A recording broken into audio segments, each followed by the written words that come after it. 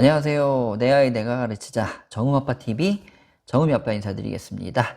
자, 오늘 시간에는 이제 곱셈으로 다시 왔습니다. 제가 이제 처음에는 가르쳐야 되는 순서대로 쭉 왔어요. 30번, 40번 때 이렇게까지는 가르쳐야 되는 순서대로 쭉 왔는데 그 이후부터는 이제 하나는 조금 좀 앞서가는 아이들, 하나는 좀 완전 기초적인 내용, 그 다음에 이렇게 번갈아 가면서 이제 영상을 올리고 있어요. 그래서 필요하신 주제별로 찾아보실 수 있게 그렇게 작업을 하려고 이제 노력을 하고 있습니다.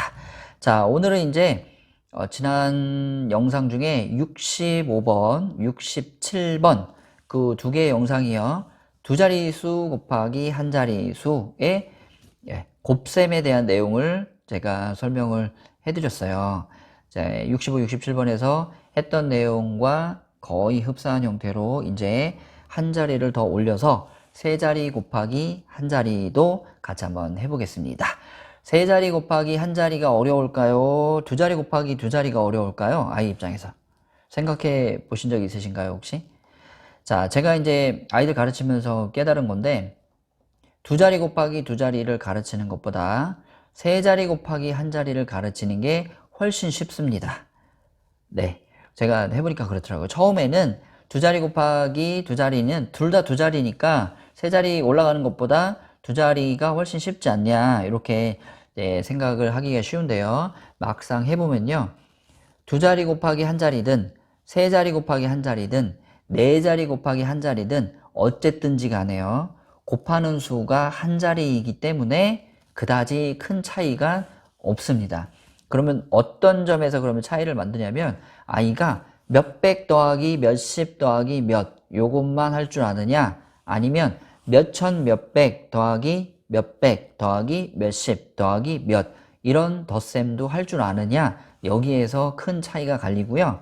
기본적으로 곱셈 방법에서는 큰 틀에서는 차이가 없습니다. 자, 그런데요. 두 자리 곱하기 두 자리를 학습을 시키잖아요. 순탄하게 넘어간 아이들이 별로 없어요. 네, 그 이유가 뭐냐? 두 자리 곱하기 두 자리는 어떤 특수한 수 배열이 아니라면 세로 셈으로 두 자리 써놓고 나서 곱셈을 하거든요. 그런데 두 자리 곱하기 한 자리를 했을 때는 곱셈이 한 번, 두 번만 이루어지면 끝나기 때문에 그다지 어렵지 않았어요. 그런데 두 자리 곱하기 두 자리로 가잖아요. 그러면 1의 자리에서도 얼마 곱하고 그 다음에 10의 자리에서도 또 얼마 곱하고 이렇게 곱셈을 총 4번에 걸쳐서 한 다음에 그거를 더해야 하기 때문에 아이들이 세 자리 곱하기 한 자리 하는 것보다 두 자리 곱하기 두 자리 하는 거를 훨씬 더 부담을 가지고 그 다음에 어려워합니다. 네, 그래서 제가 곱셈을 가르칠 때도요. 두 자리 곱하기 한 자리를 가르친 다음에 두 자리 곱하기 두 자리로 바로 넘어가지 않고요. 어디로 가냐면 세 자리 곱하기 한 자리로 옵니다. 그래서 제가 두 자리 곱하기 두 자리를 빠뜨리고 온 게 아니에요. 네, 아이들이 이해하는 순서대로 그렇게 영상을 만들었습니다. 구구단이 잘 안 되는 아이들은 시간을 좀 길게 가지고 조금씩 자주 해가지고 구구단을 먼저 학습을 시키고요. 그 다음에 몇십 곱하기 몇, 몇백 곱하기 몇 이런 내용 같은 경우는요. 곱셈의 교환 법칙을 이용합니다. 자, 곱셈의 교환 법칙이라는 얘기는 뭐냐면요. 곱셈은 앞수와 뒤수의 자리를 바꿔서 계산해도 계산 결과가 동일하다는 원칙입니다. 자, 그림으로 한번 가볼게요. 800을 7번 더한다. 자, 힘들다. 자, 그러면 쉽게 할 수 있는 방법이 있다. 그게 뭘까요?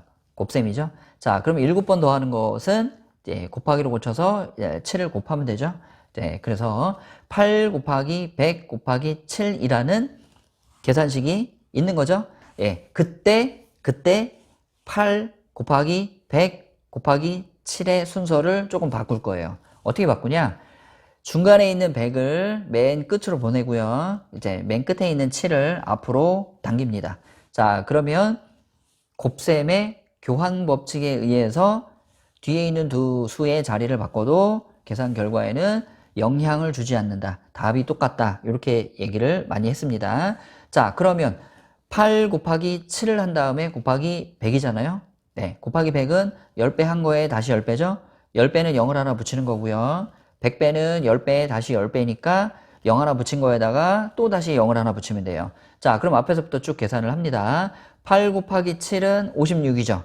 거기다가 100배니까 결국 0을 2개 붙이면 됩니다. 자, 그러면 8, 7, 56에 0을 2개 붙이면 5600이 답이 되겠네요. 자, 요렇게 차근차근 설명을 해주시고 세 자리 곱하기 한 자리의 가장 기초를 얘기를 해주십니다. 그래서 제가 만든 학습지로는 자, 아래에 조그만한 칸을 만들어 놨죠. 네, 그래서 앞에 나와 있는 몇백의 수를 앞에 있는 자연수와 곱하기 100의 수로 고쳐서 곱셈을 고쳐서 그 다음에 자리를 바꾸는 것까지 연습을 하고요. 그 다음 앞자리를 곱해서 뒤에 100을 곱하는 방법으로 그렇게 학습지를 하도록 구성을 했습니다. 자, 구구단이 기본적으로 잘 학습이 되어 있는 아이들은 하는데 많은 어려움은 없다라고 생각을 합니다. 사실은 다음번에 제가 만들 영상 몇백 몇십 몇 곱하기 몇을 하기 위한 가장 기초적인 내용으로 이제 기본적인 수학의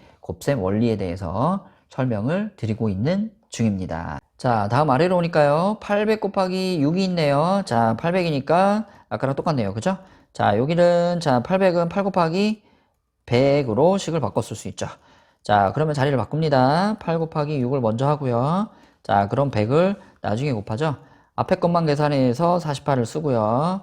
자, 그 다음 뒤를 보고 100을 아직 안 곱했죠. 네, 100을 곱합니다.